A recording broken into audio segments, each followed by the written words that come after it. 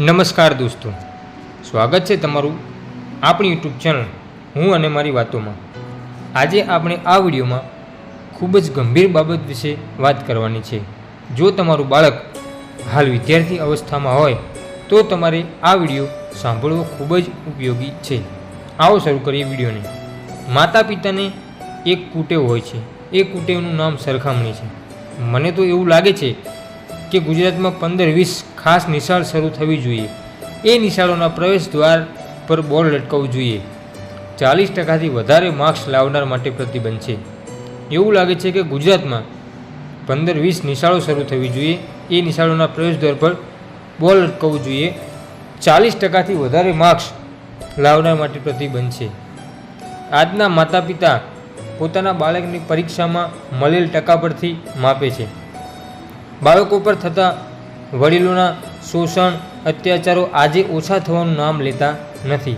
પરિણામે તાણ વધતા આત્મહત્યાના બનાવો બને છે।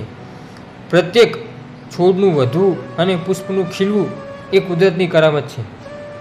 ગુલાબની પાંદડી માણસની આંગળી વડે ન ખીલે કે ન ફૂલે, એ ખીલે એમાં અનુકૂળ થવાની છૂટ છે, પરંતુ એ દિવ્ય પ્રક્રિયામાં દખલ દેવાની કોઈ છૂટ નથી। ઠોઠ નિશાળીઓ કોને કહેવો? સારી ગણતી હોટેલના મુખ્ય રસોઈયા શેફનો પગાર મહિને 1.5 થી 2 લાખ રૂપિયા હોય છે। એ શેફ ઠોઠ કહીશું? આપઘાત કરવા માટે શું ઓછી હિંમતની જરૂર પડે છે?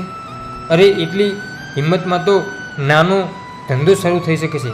આપઘાત કુવિચાર પજવે ત્યારે બરાડો પાડીને બોલવું સ્ટાર્ટઅપ એવો વિચાર સતાવે ત્યારે કોઈ અનાથ આશ્રમમાં જઈને માતા પિતા વિનાના બાળકના હાથમાં ચોકલેટ મૂકીને પૂછવું જોઈએ, દોસ્ત હું આપઘાત કરું? આવો નિરાશ વિદ્યાર્થી મને મળે તો હું એને જરૂર કહીશ, આપઘાત કરે તારા દુશ્મન। જીવનની કોઈ પણ મુશ્કેલીઓથી ડરીને આપઘાત કરવો એ હિંમતનું શું કામ નથી? આપઘાત એ પ્રશ્નનું નિરાકરણ નથી। મુશ્કેલી સામે હિંમતથી સામનો કરવો એ જ સાચો શૂરવીર છે।